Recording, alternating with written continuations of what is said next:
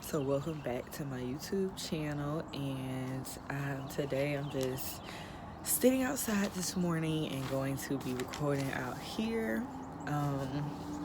This video is going to be about Facebook optimization, and so my face is a little greasy. I got on my Jess Norval. Which one is it? I think I got the milk honey or something like that. I'll link it in the bio, but it's really good and I love it. So yeah, but so my new series on my YouTube channel is going to be about like the platforms that I use optimization for them. So like, getting them like searchable and things like that. So I'm going to use Facebook, Instagram, and YouTube and share some things that I've learned that will help you like rank higher in the search. So for Facebook optimization, you want to make sure that you have easy to remember URLs. Of course, I always got my notes. You want to make sure that you have a relevant cover photo or video.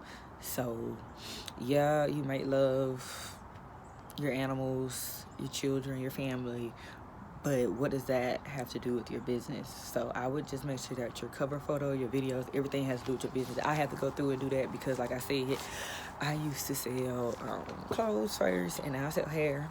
And so I still have like some clothes and stuff left on my page. And before people make big purchases, they might dig pretty far back and, and check in to see like, what you're about. And so, so you want to make sure you use strategic keywords or phrases, and you can find those by using like Google keywords and etc. And so you want to do that because of the metadata.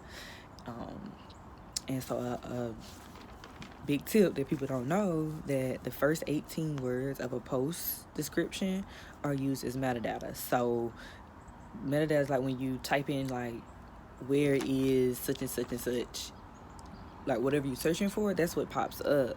And so to get your things to pop up, you have to make sure that your metadata is correct. And so a good rule of thumb is to try to keep it to 140 characters or less. So when Google, the whole description will pop up. So yeah, you want to just make sure you do that so that you're popping up. Let's see what else. So you want to put in a phone number and an address to help you rank higher. So if you work from home, obviously you wouldn't want to put your home address. Well, I wouldn't. So you can get things like virtual offices, and they provide a physical office address and a phone number. Now they are not free. They're like $99 a month. But that is an option to get a virtual office. And when you're actually ready to get a storefront, depending on where you are, they have options that you can rent from them at good, cheap, discounted prices. And if not, you can just get a post office box. No matter what you sell, you can get the smallest post office box. And if you got an oversized package, they'll just hold it in the back. You don't have to get the biggest one. Okay. Okay, and so let's see.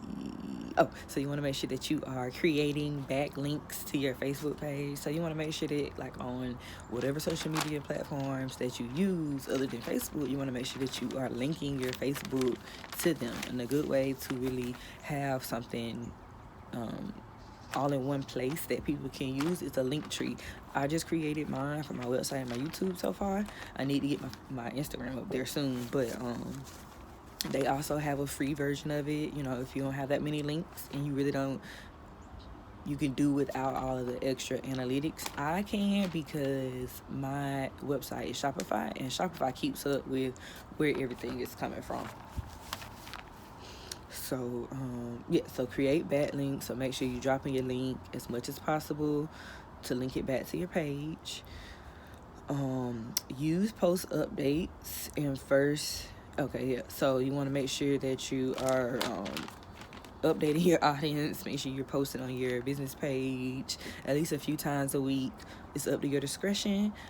I don't post every day on my business page. I should, but I try to make sure at least 1 to 3 days a week I post on there.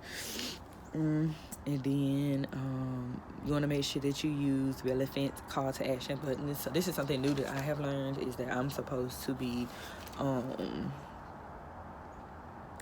changing out my like call to action buttons. So you know the button on Facebook where it says like shop now, learn more, and stuff like that. You want to make sure that whatever ad campaign you are running at the moment, I don't know why I got it so low. You want to make sure that whatever ad campaign that you are running at the moment, that you have a relevant call to action button to follow. So if you're having a sale, it needs to be shop now. If you're highlights and milestones. So this is something I have not settled yet, but from what I've learned in this class so far that I'm taking, if you are using all the features, so let's say Facebook rolls out a new feature, right? And you start using that feature, they will favor you and promote your page like higher due to you using that feature. So I always try to use all features, try to use all of them so that they can favor you. And so this is one I have not started using, but it was recommended. So highlight your milestones, which is good anyway, because that gives your brand more like credibility.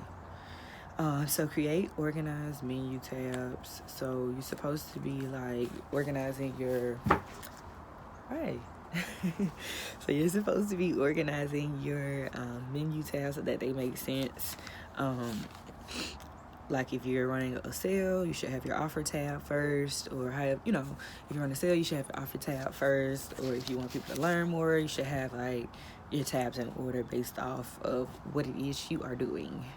So just to recap, you want to make sure that you have easy to remember URLs, a cover photo or video, metadata, use strategic keywords or phrases. You want to make sure that you have put a phone number, that you have put a phone number and an address up to help you rank higher. You want to make sure that you're creating backlinks to your Facebook page, so linking your page on all your other social media sites, dropping your link as much as possible, and things like that. You want to make sure that you are updating your posts on your page, so making relevant posts on your page, remembering that the first 18 words are used to be searched for metadata or to be searched in Google, things like that. And so you also want to make sure that you have relevant call to action buttons. You want to make sure that you are highlighting milestones or using all features available to you. Use as many as you can to rank higher. And you want to make sure that you create and organize menu tabs. So that is that on Facebook optimization. If you guys could drop comment what you all think, what you all took away from it, what you are still confused on, any other questions, I'll be willing to answer. Thank you guys for tuning in.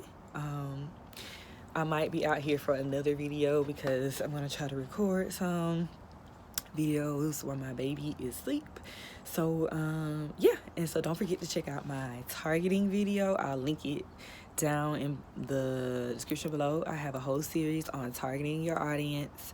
So if you needed help with targeting your audience, check out that playlist. I'll have it linked in the description and on an end card. So definitely use those features to see more of my content. If you liked this video, please give it a thumbs up, subscribe, and comment down below some of you guys' thoughts. I want this channel to be a interactive channel. Even though I'm making a video and you guys are commenting, I would like to know what you guys are thinking, if this is helping, so that I can know if I should make more videos or if I need to do something different. So thank you guys for tuning in.